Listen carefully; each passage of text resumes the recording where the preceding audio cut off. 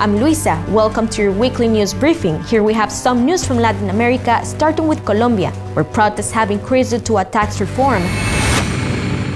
The protests in Colombia continue after government withdraws tax reform.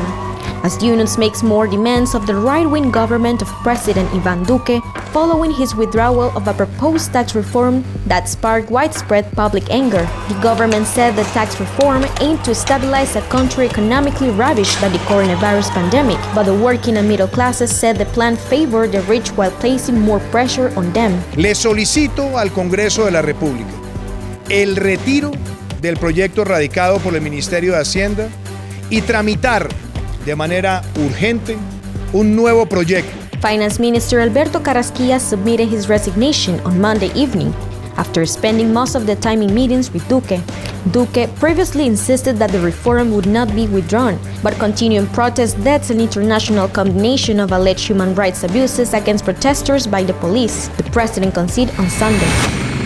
US and Russia shared COVID-19 vaccine patents.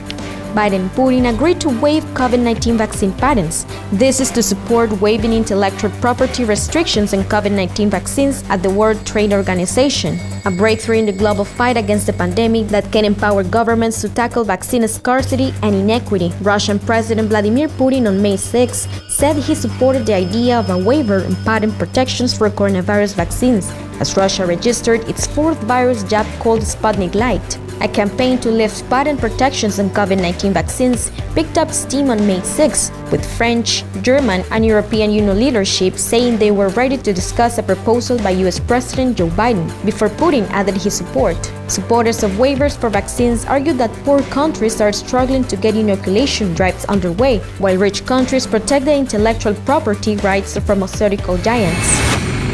A train accident in Mexico.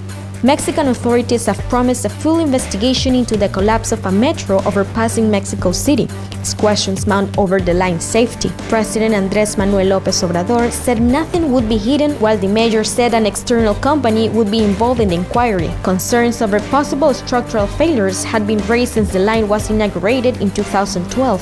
Elevated parts of the line, including the collapsed overpass, had to be closed for multiple repairs in 2014. Residents also reported cracks in the structure after an earthquake in 2017, and transport authorities made repairs following the reports. In 2017, the then director of the city's metro, Jorge Gaviño, said the line was born with endemic problems that would never be solved in its life, and that it would require permanent maintenance. Don't forget to subscribe and follow us on social networks, and see you next week.